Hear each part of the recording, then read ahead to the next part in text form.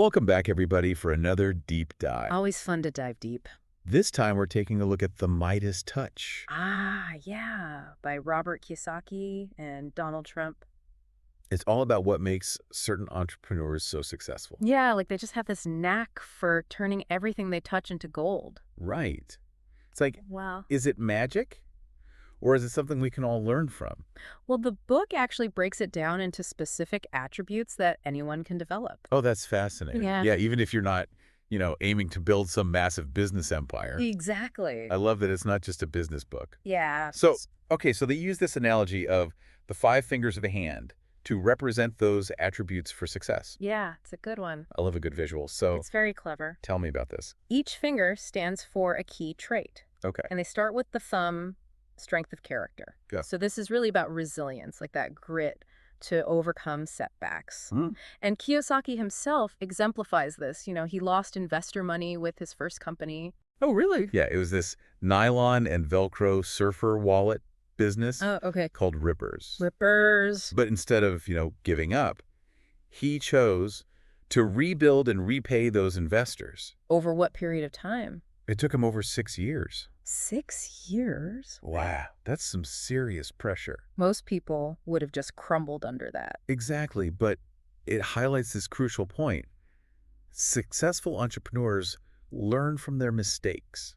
They don't let those failures define them. Right. In fact, Kiyosaki argues that he actually learned more from that experience than he would have from just smooth sailing the whole way. That's interesting because it's like Edison's famous quote about inventing the light bulb. Right. I haven't failed. I've just found 10,000 ways that won't work. Exactly. Each setback is a chance to refine your approach. Okay. So we've got that inner strength. Right. Now moving on to the index finger focus. And the book compares this to like a gunship pilot Okay. needing absolute concentration. Okay. Kiyosaki was actually a Marine helicopter pilot in Vietnam. Oh, wow. So he's speaking from firsthand experience here. So we're talking about life or death focus. Yes. Literally. That really raises the stakes. It illustrates the intensity required to succeed. Yeah. In business, you can't let distractions derail you. No? You need that unwavering commitment to your goals. Okay. So you've got the inner strength, you've got the focus. Right. What's the middle finger all about? The middle finger represents your brand. Okay. But it's not just about logos and slogans. Yeah. It's about building something that reflects your values and connects with your audience. Okay. Kiyosaki contrasts his struggles with that Ripper brand Right. The surfer wallets. to the success he found licensing rock and roll merchandise later on. That's interesting. Yeah. It's like people weren't emotionally connecting with surfer wallets. Right. But rock band merch already had that built-in passion and identity. Exactly. A strong brand taps into something deeper. Right. It's about connecting with people on an emotional level. Yeah. Kiyosaki even turned down a $4 million endorsement deal because it didn't align with his Rich Dad brand. Wow. So he really walks the walk. He does. So it sounds like it's about asking yourself, Yeah. what do we stand for and how can we build that into our brand? No, the ring finger. Okay. This is all about relationships. Okay. The power of partnerships. Okay. You can't go it alone. Right. And Kiyosaki really emphasizes choosing partners wisely. Right. He highlights his own experiences with both good and bad partners. Well, he even uses this funny term SOB He does. to describe one of the key roles in a successful partnership. Yes. What's that all about? So he describes 3 crucial roles. Yeah. You need the dreamer. Okay. That's the visionary Right. who sees the big picture. Got it. Then you need the business person Okay. who can actually execute that vision practically. Makes sense. And then, yes, you need the SOB. Okay. Someone who's not afraid to make tough calls and ask the hard questions. So it's about having that balance of personalities and skill sets. Exactly. Yeah, that makes a lot of sense. And No, the pinky finger. yes. Those little things. the little things. That's what I'm curious about. This is where those seemingly small details can make or break your success. Remember that story about Kiyosaki's speech to 10,000 people? Yeah. And he hadn't actually prepared any notes. Oh. He just focused on connecting with the audience as individuals, Okay. and it ended up being a huge success. Wow. And what about that time he got stuck on a 3-hour cruise around Manhattan? Oh, yeah. Didn't he turn that into like a networking opportunity? He did. It's incredible. It's about being adaptable, right. resourceful, Yeah. making the most of those unexpected situations. This is already so much to think about. I know, right? And we haven't even touched on the BI triangle. Ah, yes. What's that all about? The BI triangle is a visual model Kiyosaki uses to represent the structure of a successful business. Okay, so I can't see the diagram. How would you describe it? So imagine a triangle. Okay. At the very top is the mission, Okay. the core purpose of the business. Okay. He uses Domino's Pizza's 30 minutes or less guarantee as an example. Okay, yeah.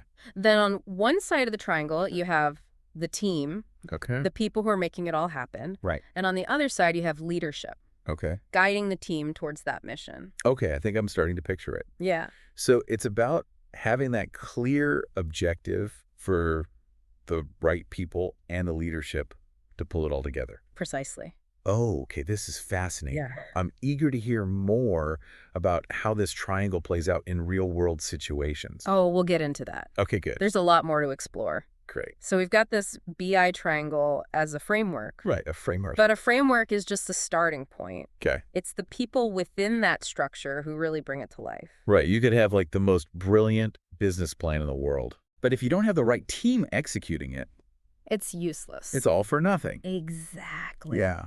Kiyosaki's a big believer in understanding those individual strengths Okay. and putting people in roles where they can thrive. Okay.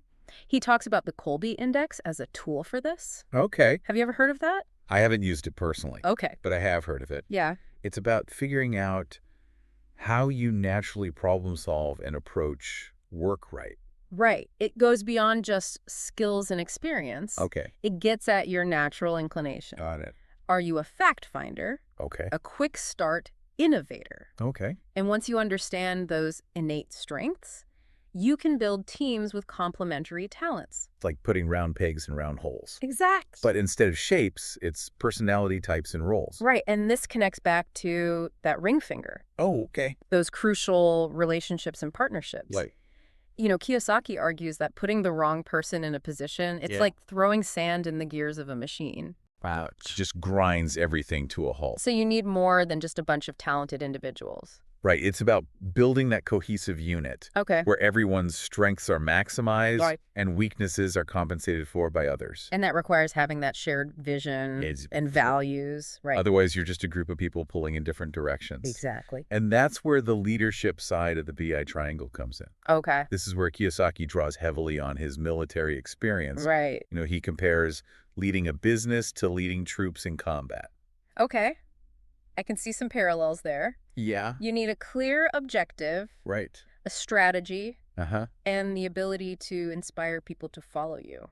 Even when things get tough. Exactly. He talks about the importance of decisiveness, Okay. being able to make those tough calls under pressure. Right. But it's not just about barking orders. Right. It's about fostering a culture of collaboration Okay. where everyone feels valued and empowered to contribute. Mm. Which brings us back to that strength of character, Yeah. that resilience. It all ties together. Because building a successful business is hard work. It is. There are going to be setbacks and challenges Absolutely. along the way. And that's where those little things, that pinky finger, Right. can make a huge difference.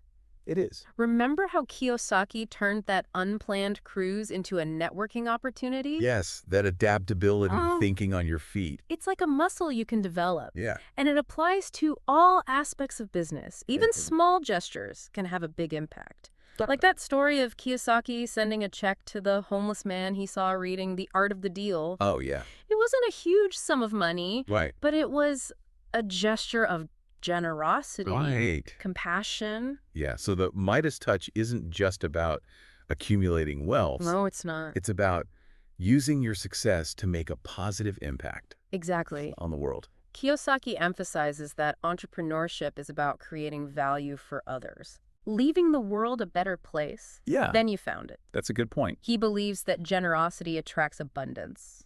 What goes around comes around? Yeah, but on a deeper level. Yeah, It's not about giving with the expectation of getting something back. right. It's about genuine care, Yeah, wanting to contribute to something bigger than yourself. okay. Now, building that Midas touch Yeah, takes more than just good intentions. right. It's yeah. about developing that entrepreneurial mindset, Okay, thinking big, setting goals that stretch you okay. beyond your comfort zone. But not just blamed ambition, right? No, he makes a clear distinction between dreamers and entrepreneurs. Okay, Dreamers have the vision, right. but entrepreneurs make it happen. So it's about channeling that vision into concrete steps. Yeah. And having the discipline to follow through. Exactly. And this is where learning from other successful entrepreneurs can be invaluable. Right. Kiyosaki talks about seeking out mentors. Yeah. Studying their strategies. Both he and Donald Trump had mentors in their early days. Right. It's like having a shortcut to wisdom. Yeah. Learning from those who have already walked the path. And being a lifelong student of business. Yes. Constantly reading, attending seminars. Right. Staying ahead of the curve. But it's not just business knowledge. Yeah. It's about developing those soft skills. Absolutely. That emotional intelligence that helps you understand and connect with people. Because at the end of the day, business is about people. Yeah. It's about building relationships, fostering collaboration, Right. creating that work environment where everyone feels valued, empowered to contribute their best work. Creating that win-win situation. Now, Kiyosaki also introduces this really intriguing concept. Yeah? Archetypes in business. Okay. He references a book called The Hero and the Outlaw, Okay. which explores how different personality types play out Interesting. in the entrepreneurial world. Okay, this sounds really interesting. Yeah. Tell me more about these archetypes. So, for instance, Yep. there's the hero archetype, Okay. driven by that desire to make a difference, Yeah. leave a positive mark on the world. Got it. Then you have the outlaw, Okay. the rule breaker, Right. who challenges the status quo, Yeah. disrupts industries. So are you saying certain archetypes are more likely to succeed than others? Not necessarily. Okay. The book argues that each archetype has its own strengths and weaknesses. Okay. It's about understanding your own archetype, Okay. your natural way of operating, Right. and leveraging that to your advantage. So another layer of self-awareness Yes. for entrepreneurs? To navigate that complex business world. It sounds like there's so much more to uncover here. There is. Okay. And it all ties back to developing that Midas touch. Yeah, these archetypes are fascinating. Yeah, it really is a whole new way to think about like the dynamics of Right. teams and leadership. Yeah. You know, Kiyosaki says there's no one right archetype for success. It's about knowing your own strengths and weaknesses Yeah. and finding a role that aligns with your natural way of doing things. And I bet it's helpful for understanding the people you work with, too. Oh, absolutely. Yeah. Partners, investors, even your customers. Right. Why are they doing what they're doing? Exactly. It just adds this whole other layer of depth to how you interact with people. Right. And it can help you kind of tailor your communication and strategies. Yeah, that makes sense.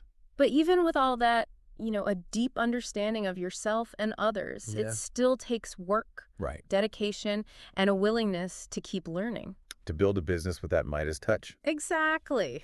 It's funny because Kiyosaki really stresses that you got to embrace failure He does. as part of the process. You can't be afraid to fail. Yeah, he says, successful people don't fear failure. They learn from it. That's a good one. It's like failing forward. Right. Every setback is a chance to learn and get better. Exactly. And he also talks about having the right people around you. He does. People who challenge you to grow. Yeah. He says if you're the smartest person in the room, you're in the wrong room. Ooh, I like that. Yeah. It's about seeking out those mentors, Right. advisors, partners who bring something different to the table. It's like building your own personal board of directors. Exactly. And never underestimate the power of those little things. Oh, the pinky finger. Yeah, those small actions that can make a big difference. Yeah. Kiyosaki has this story about how he always sends handwritten thank you notes, Really? even for small favors. I love that. It's about making those genuine connections, you know? Showing appreciation. Especially in this digital world, those personal touches, they stand out. Yeah, they do. He also talks about giving back, Okay. using your success to make a difference. Right. It's not just about the money. No, it's about finding ways to contribute your talents Right. to things you care about. Yeah, it goes back to that generosity attracting abundance. It does. When you focus on creating value for others, it comes back to you. In ways you might not even expect. Yeah, and it's not even just about the material rewards either. It's Yeah. about that sense of fulfillment, Correct. knowing that you're making a difference. Exactly. So if I'm listening to this Yeah. and thinking, okay, I want to cultivate my own Midas touch, Right? what's like the one key takeaway I should focus on? You know what really resonates with me is that success isn't about luck Okay. or some magical ability. Right. It's about developing those core attributes. Strength of character focus, building your brand, those relationships, and attention to detail. The 5 fingers. Exactly. And it's a journey, you know, Right. of continuous learning, growth, and giving back. And it's open to all of us. It is. no matter where we're starting from. This has been a really insightful deep dive. It has so much to think about. Yeah, you know what's really stayed with me is that success isn't a destination, it's a mindset. That's good. It's about cultivating that entrepreneurial spirit and using it not just to make money, but to really make a positive impact on the world. So for our listeners out there, Yeah, what small thing can you do today right. to start cultivating your own Midas touch? That's a great question. Thanks for joining us on this deep dive. It was my pleasure. For more such content, go to our channel, Pages and Perspectives. Don't forget to like, share, and subscribe, and press the bell icon to get the latest updates. Thank you for joining us.